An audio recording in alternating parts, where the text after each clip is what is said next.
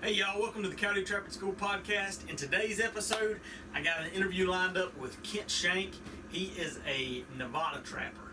So we talk some western cats especially, but we cover a wide range of trapping topics, from trapping with kids to scouting.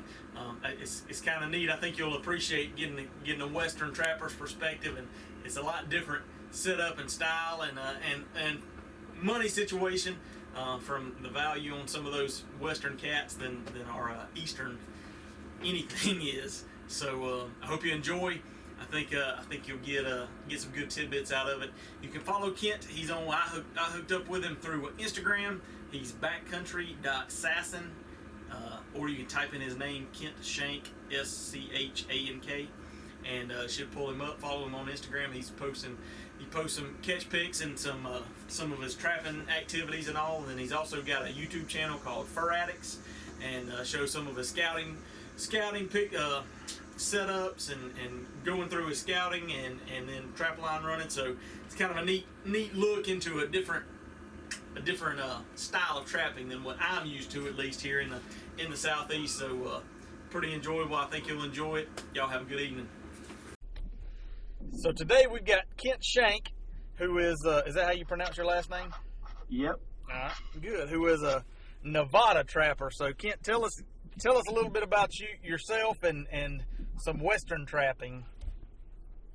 Well, yeah, my name's Ken Schank from Nevada, and I've been trapping now for 13 years, so haven't been into it too long, but long enough to know that we'll probably never quit.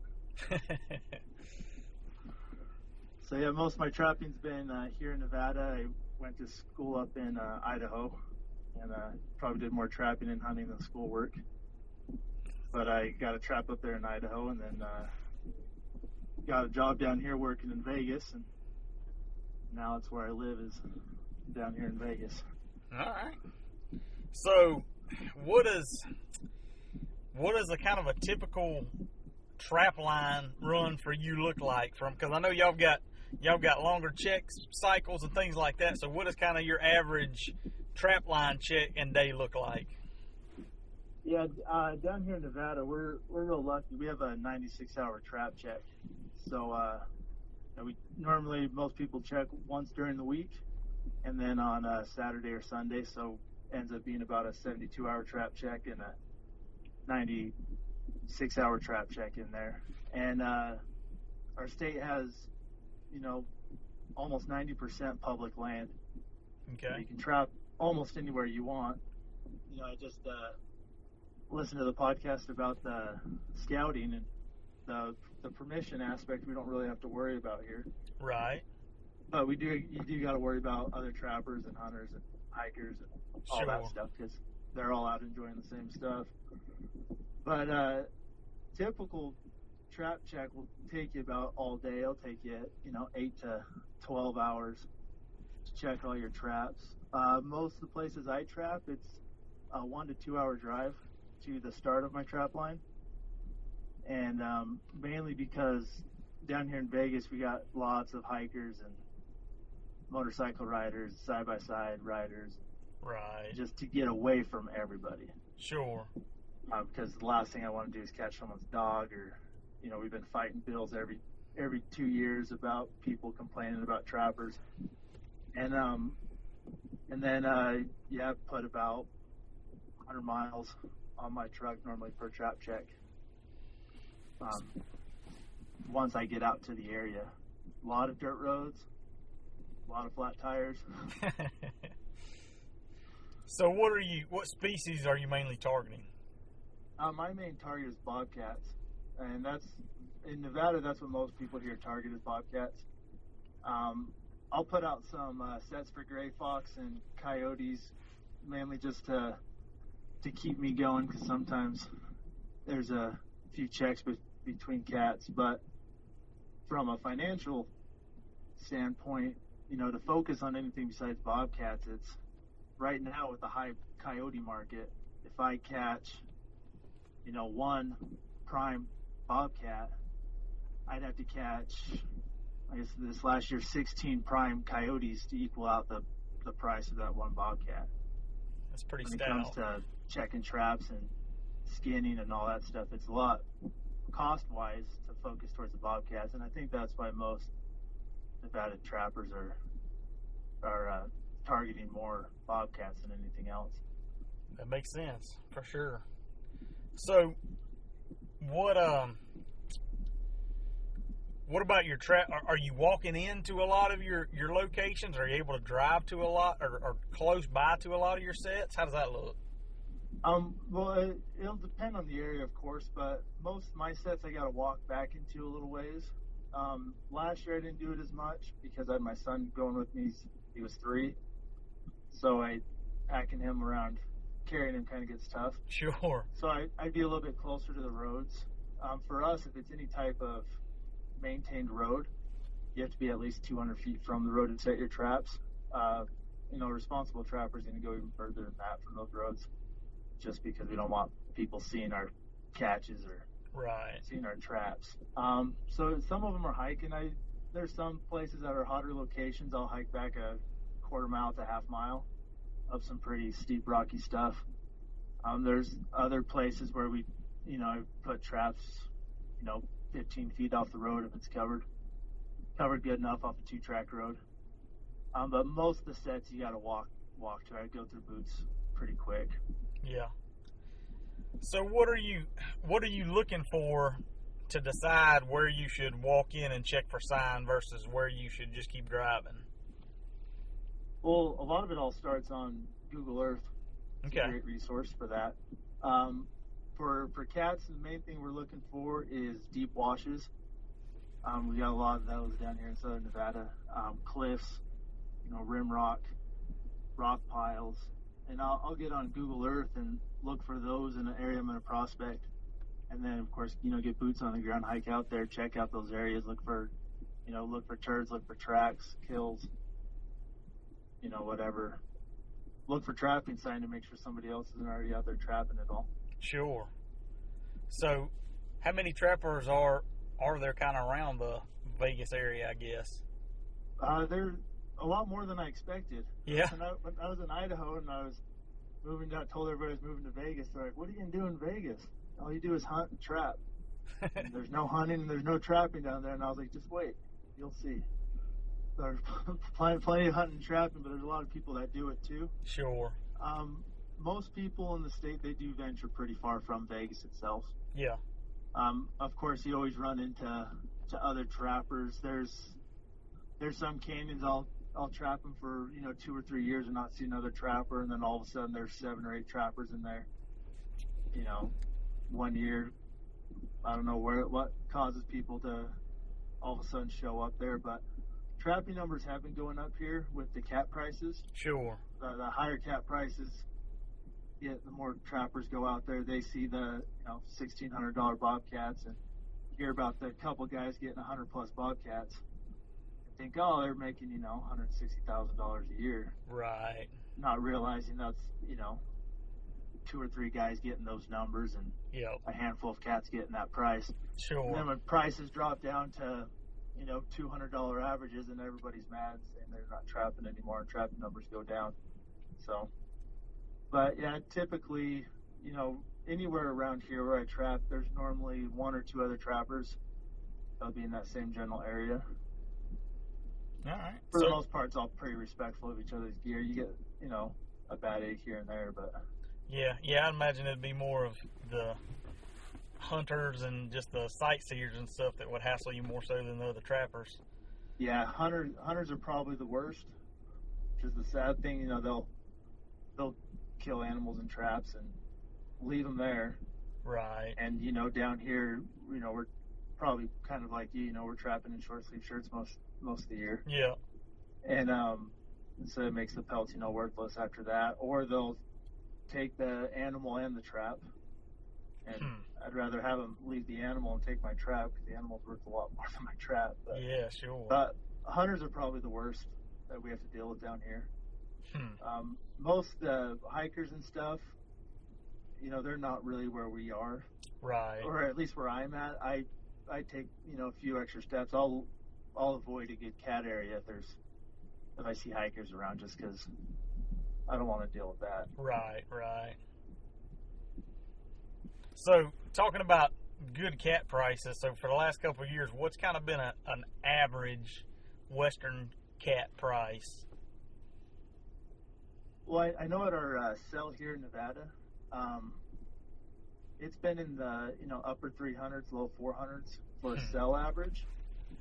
Our cats down here in southern Nevada tend, or at least from my experience with it, tend to average a little bit higher than that. We've been in $700-800 averages. Dang.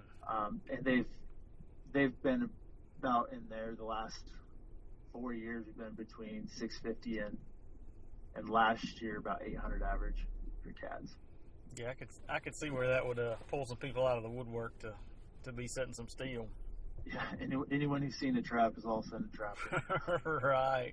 Right. Is there a lot of predator hunting around there too? Yeah, a lot of predator hunting, a lot of coyote hunters and cat hunters. Yeah. We have a lot of those coyote contests here, which have been kind of under attack by the antis lately, but a lot of good predator hunting, gray fox hunting. That's my favorite thing to hunt because there's a lot of them and they're easy to call in. But right. Yeah, there's a lot of that going on too. So you touched on the kind of the legal challenges that y'all run up against this year. What do you think have been some of the keys of being able to keep that stuff from getting passed? Well, this year everything kind of got attacked differently on our side. I think the trappers did a lot better this time than we have in past sessions, and we have our Fallon Fur Sale, which one of the best state-sponsored fur sales in the country. We do our meeting, and one of the old-time trappers kind of made a comment that I think irritated some people. He said, "You look at all these old people up here talking about fighting these bills. We don't see any of the younger guys out there." And that kind of hit me, and I think it hit a few other trappers, younger trappers, that we all got to kind of put in an effort to keep trapping alive. And what really got it this year was Instagram.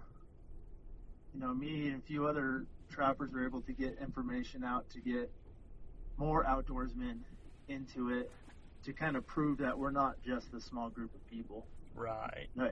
Everybody pulling together, that antis have a very loud voice, but they're really not a big group. Yep. They do studies. Most people could care less about trapping. Most people could care less about hunting. It's just those few loud voices that make it sound like everybody's against it.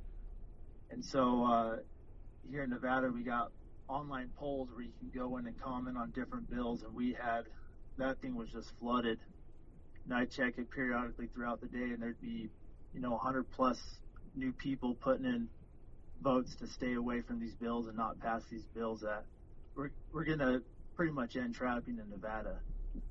And we had a lot of people going to the Capitol and talking with different assembly members and explaining our point of view. And I really found out this last legislative session that we kind of put the antis, as a partisan, one side of the political world.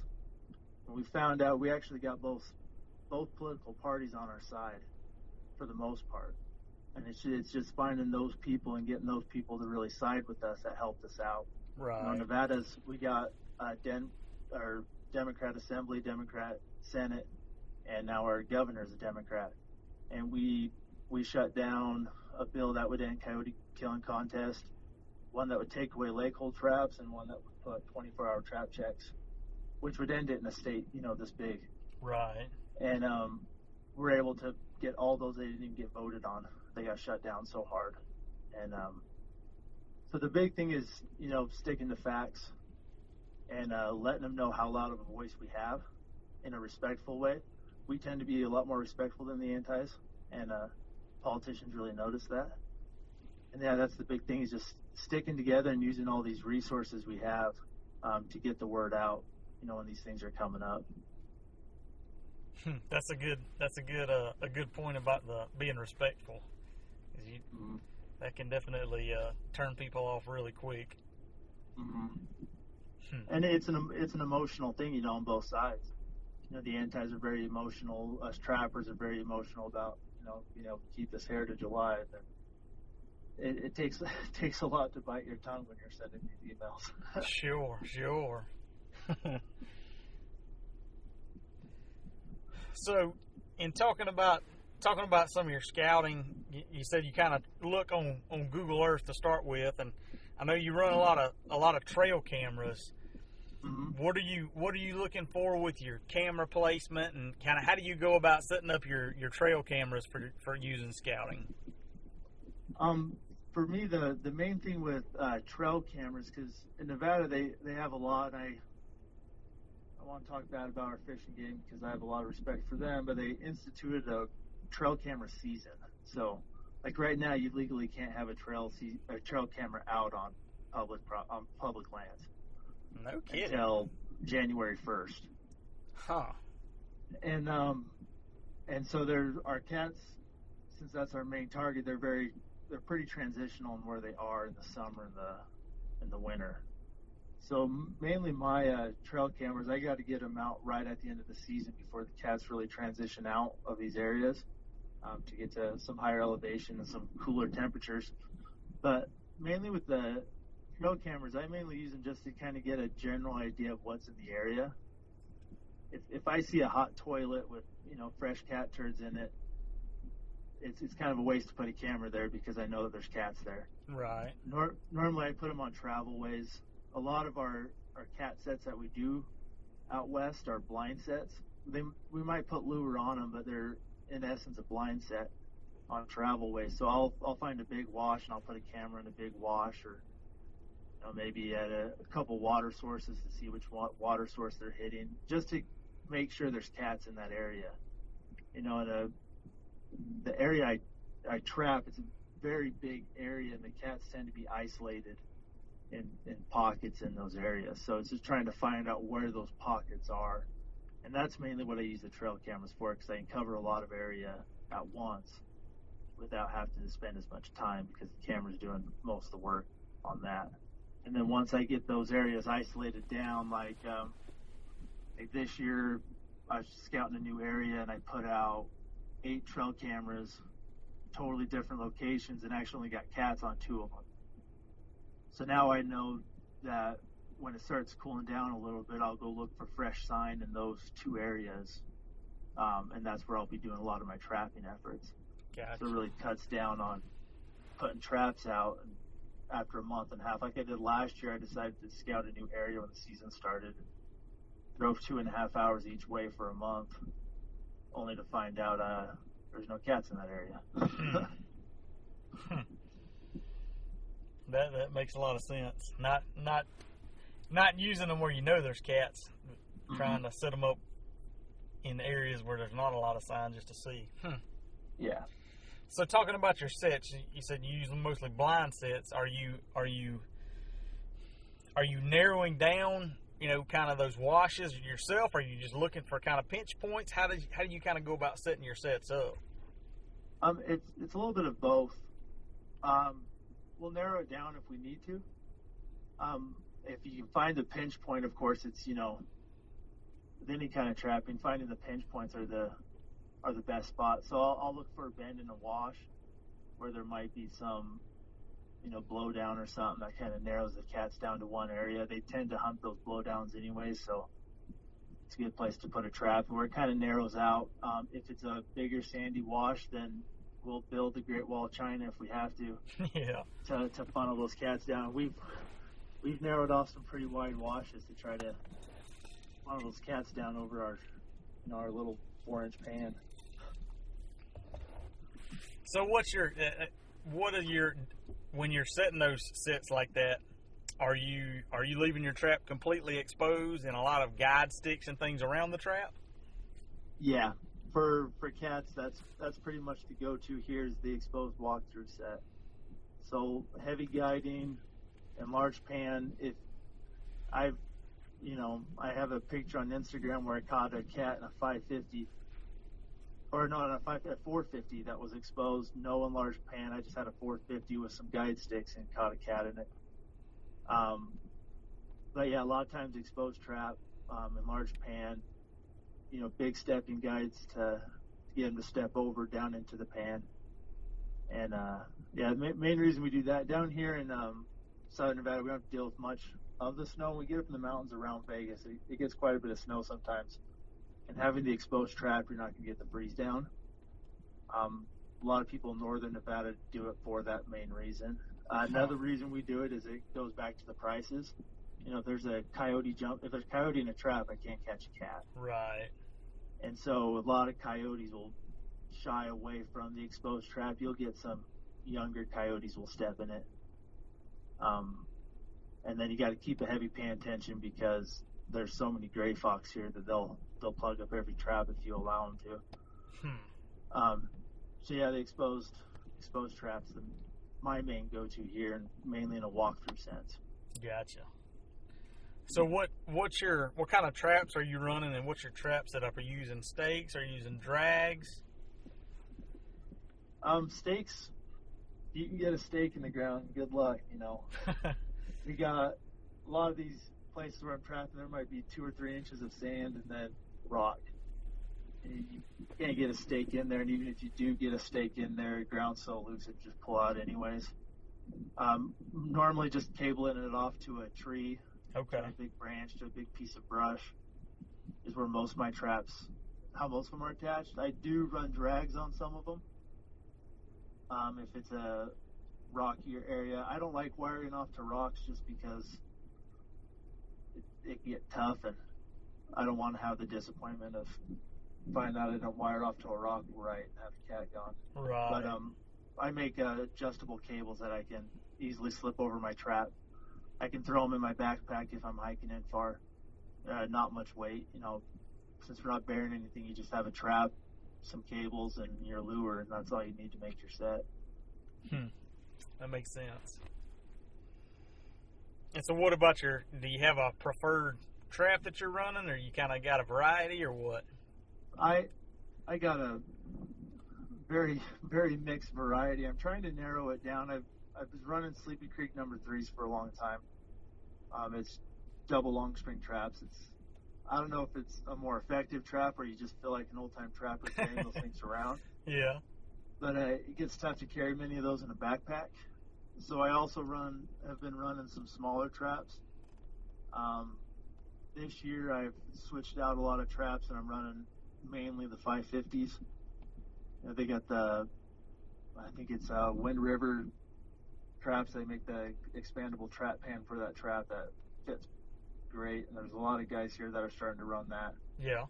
And the main reason I'm running that is just if I do catch someone's pet, that 550 trap, it's probably one of the most paw-friendly traps on the market right now. Right. And so I'm switching over to those. I also got some of the Bridger 1.65s that I'm running. And this year I'm just trying to run the smaller trap is what I'm going for. I know guys who run down to 1.5 size traps for cats. So I'm kind of going, the number 2 size, 1 3/4, 2 size traps. Gotcha. And do you run that larger pan on all your traps, or? Right now they're on all my traps. I do run 450s. I like those for coyotes, and I don't run the bigger pan on those. Just because when I bury a trap, I don't want the cat to have a toe hit a trap, and then catch the side of its foot or whatever. So I like the stock pan on coyote sets. Anything I'm going to bury. Yeah. And so I'll use the 450s for coyotes and gray fox. But any trap I'm getting exposed, I put a bigger pan on. I just feel like it might just give me 1% higher chance at a cat, but one cat can change your whole season. So sure. And that doesn't cost much or take much time to add that trap pan on there. So. Yeah, especially with $600 cats. Yeah. So what about mountain lions? Can you take mountain lions in Nevada? You can take them with a gun, but not with a trap. I know a few years ago they tried just removing them as a game species, so they'd be treated like coyotes. Yeah. But the Trapping Association was actually very much against that, just because we're right next to California.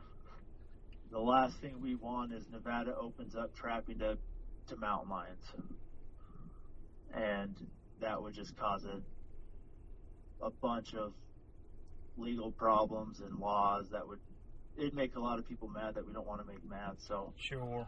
they were actually against it. We do catch a lot of lions in our traps. That's why some people use the smaller traps. The lion can normally pull out of a smaller trap, but I've held them in 1.5 size traps before, and they're just something we got to deal with down here. Yeah. So are very many taken with guns every year? There are quite a few taken with guns every year. A lot of the houndsmen don't take them. They just like to run them. Yeah. But I always got a tag in my pocket just in case I see one. And I had a hound that actually got killed by a lion that was able to have fun with chasing lions with. But yeah, we got no shortage of lions, and people are amazed when I show them my trail cam pictures of half mile from Vegas and 2 mature lions sitting at a guzzler waiting for bighorn sheep. They don't want to believe that's just a half mile behind their house. Right. Have you noticed or heard any of the kind of old timers talk about things that are more attractive or good ways to target lions if somebody was to want to target lions? I haven't heard it from many older guys, but I know our bobcat sets that we're making are very attractive to lions. And I don't know, I can't really change it much because bobcats are pretty much attracted to the same stuff as mountain lions. Right. So I know I've talked to guys in Texas and New Mexico trap lions before, and when they're explaining their sets, they might bury their traps. I know a lot of people have their skeptics about the exposed traps, but a lot of them are the same as our cat sets, heavy blocking, some kind of flagging to catch their eye appeal and some kind of scent to drag them in that last little bit. Right. So what kind of scents are you using when you do use scents? Is it kind of tend to be like gland scents or what? I normally use 3 different scents per set. A lot of the sets where I am, I probably don't need to use any scent. If I didn't, and I would most likely have still caught the cat, but anything that can help you pick up 1 extra cat a season is good. I normally put something skunky up high. It's pretty typical for most cat trappers, or most trappers in general, some kind of call lure. I really like Gusto or something that's real strong. Yeah. Something that the mailman has to bring in a pickup truck because then nobody wants to put it in their mail truck. Right. And then I like to use a gland closer to the trap. Normally some kind of, almost straight gland, which is kind of tough to find. Sometimes I'll just buy cat gland if I don't have any, enough for my own. And then something that puts some, slight curiosity in it. Something with some castor, mink gland, or something like that. Also around. And I'll put a lure, on each side of the trap and the call up high to kind of try to get the cat to walk over the trap. Hopefully only once before it gets caught, but kind of keep it going back and forth, smelling these different scents. Right. Then I'll freshen it up with urine, every week or 2. So do you put your lure kind of directly adjacent to the trap, or do you have one kind of on the right side of the trap, a little bit past the trap, and the other one on the opposite side of the trap? Or yeah, I'll never put one past, one on one side of the trap, one on the other side, and then the call I'll put up wherever I get reach high, whether it's right above the trap or like if I'm setting a wash, I'll put one up higher up on the wash, one lower on the wash, and then something really up high. to try to direct the cat's movement over the trap. And you get some pretty cool trail camera video watching the cat, work one lure and then kind of smelling as it goes across and hitting the trap. Right. So talking about the trail cameras, do you have especially for video, do you have a one that seems to do better, one that you prefer, a brand or model over others? A lot of people might have a different opinion. As long as it's not a stealth camera, they've worked out great for me. I don't know what it is with stealth camera, but if you see any of my videos on YouTube, the lights on those just like to go out, I guess. They'll check the camera, have 300 videos or 300 pictures, and it's just dark. Oh. But the Moultrie ones, that's the ones I have the best luck with. Yeah. They might not give me 4K video, but they give me good enough video to be able to see how things are working my sets. Right. And I think that's key, seeing how animals work your sets. You can learn a lot from that. Yeah, sure. Absolutely. I noticed your trail camera placement, at least in your scouting videos, is really low to the ground. Is that out of preference, or is that just because there's not much that's big enough up high to attach it to? There's normally nothing high enough to attach it to. You get a lot of juniper trees where you got crooked branches, and to your camera to sit level, normally I'm wiring it around a rock and then kind of wedging the walk around until the camera's semi-level and putting it that low, and you can get everything you need for predators. I get elk or deer walking, and I might not be able to see what's on their head, but for predators I can see everything I need to see. Sure. So what about with those high dollar cats? Like, what are some tips that you would have for putting up that fur to make sure that you're not hurting the value of that cat any? The stretch most people are doing is the Nevada stretch. We might be semi-biased to it because it was started here in Nevada. Yeah. But it's, legs, front legs. I skin all the way down to, the wrist on the cat. And you have those pinned up with the white showing. Yeah. And then down to the legs, I'll go clear to the ankle. And then you have the legs pinned together so it looks like one piece of fur, all the way down to the bottom. Huh. With cats, the secret, I tend to get a little bit higher average than a lot of people, and the secret on it is the length over width. A lot of people get concerned about the length-width ratio. Cats are all different shapes and sizes, so as much length as you can get out of a cat, that's where the secret is, without totally overstretching it. But I pull for length on everything, and then I adjust my stretcher to whatever width I can get. It's tough to get two cats the exact same width. Right.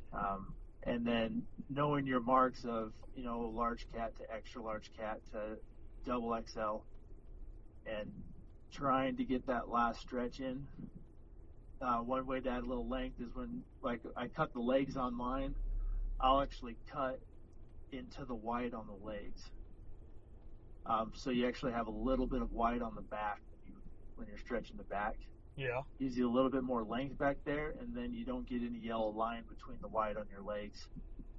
And I've talked to a few fur manufacturers, and they said that they'll use everything from the wrist clear down to the ankles if they can. They'll sew the pelts together. They're making jackets to get that length. So you just want to let the fur buyer see. The less the fur buyer has to guess, the better. When you have the legs sprawled out and the front legs tucked in, they kind of have to guess what that's going to look like sewn together. Right.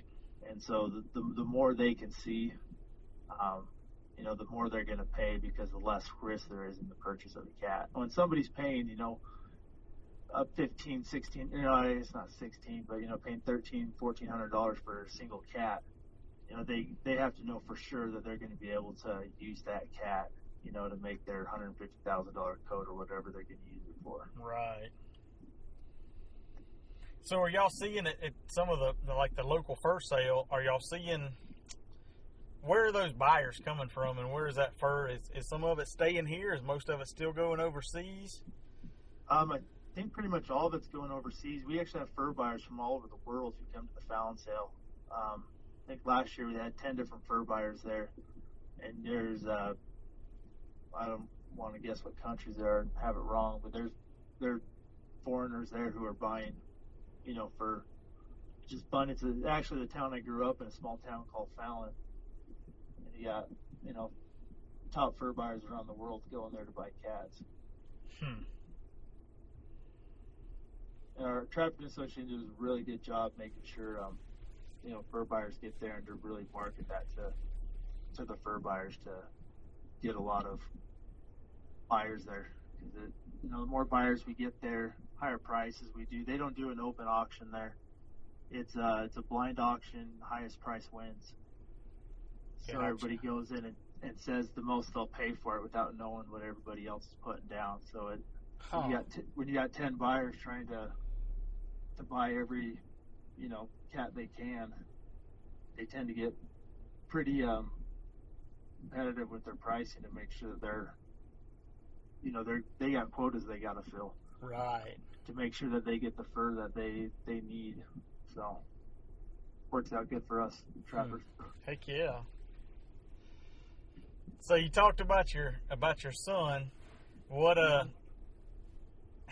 the challenges you've had with, or the learning curve with trying to take him along and keep him involved and stuff with the trap line? The main thing I do is slow down. Yeah. I get out there and I'm normally hiking as quick as I can, and I'll hike up some pretty steep, nasty stuff, and don't really worry about how far back I'm getting. With him, I got to be careful on how far back I'm hiking, and make sure that it's something that he can hike in and out of fairly easy, or somewhere where I can see the truck when I'm hiking.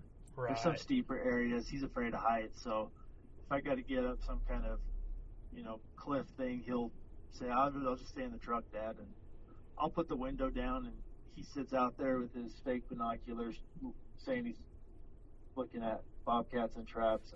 Right. A big thing I found was just making it about them. Yeah. Letting them have fun doing it. When every set I stop at, he's gathering sticks and he's making his own trap somewhere. It might be a pile of sticks, and he tells me he's going to catch a bobcat there. He'll get a pile of rocks and say, Dad, I'm going to catch a bobcat there. And trying not to get too frustrated or upset with them. Just letting him have fun. Yep.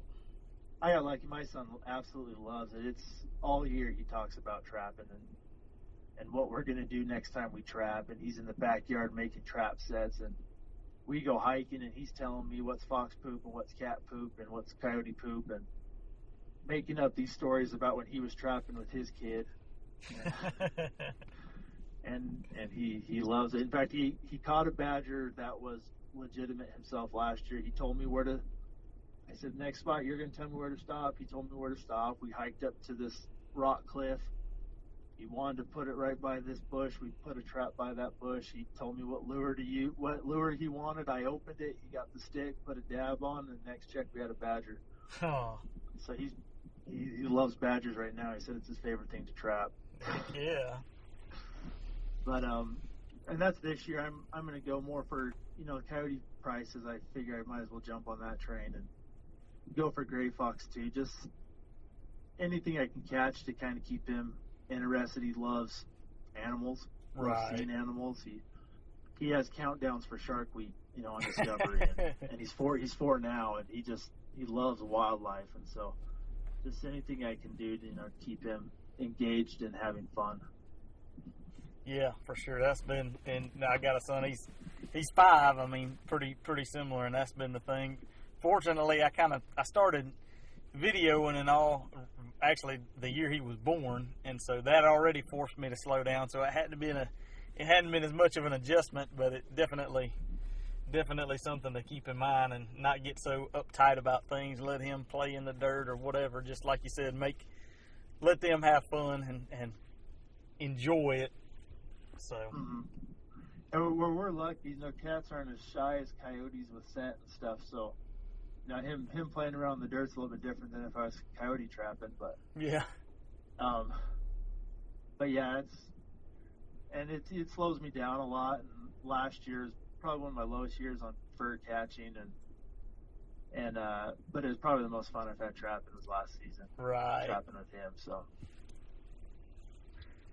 So one thing that I was wondering about, what's your on a general trap line run, what's your average number of sets that you have out at one time?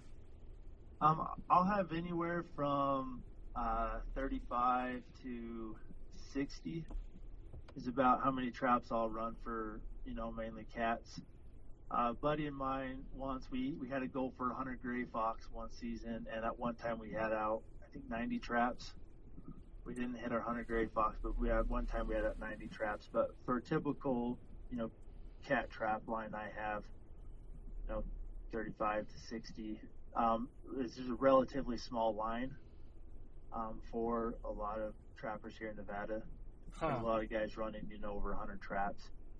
I don't have the time to check that many traps twice a week, but yeah, I'd say that's for guys in the East, especially that are running like you, in the morning or after work, around a day job. That's anywhere from 25 to 50 seems like a pretty good average number that's doable day in and day out, Mm-hmm.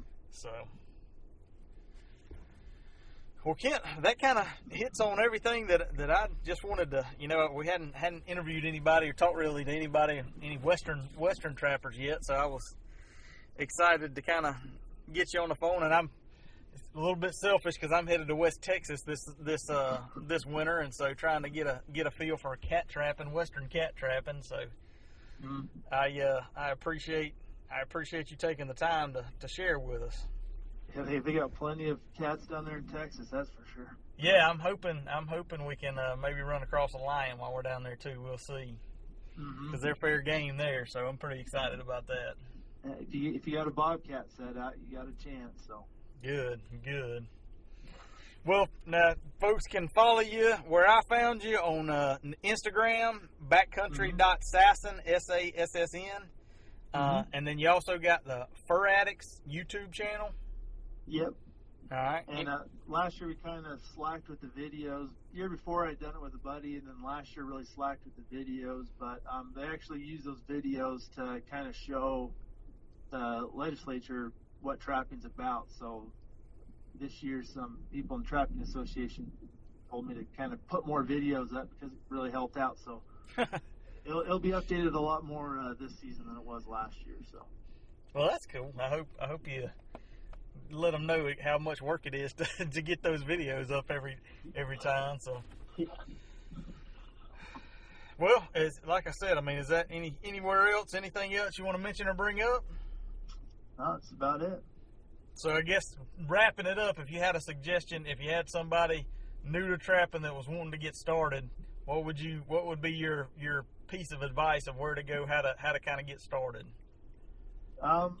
Big thing is, use your resources. There used to be a lot bigger learning curve in trapping, and that learning curve has been shortened a lot with Instagram, Facebook, YouTube, Trapperman. Trapperman's probably the best resource for trapping right now. Yep. Use your resources to kind of learn how to do it and stick to it. You might go a couple seasons without really catching anything, or you could be one of those that just hammers it the first season and does good, but just stick to it and enjoy it. Enjoy it while it's here. That's what I always say. Yeah, that's for sure. And the only thing I tag on to that is support your state and national trappers associations, because like you said, while it's here, we need to stretch that out as long as possible. So. Yeah, they put a lot of work. All of them do put a lot of work to allow us all to be able to trap. That's for sure. So. Well, Kent, I appreciate it, man. It was good talking with you, and good luck this season. It was good talking to you, too. Thanks. All right.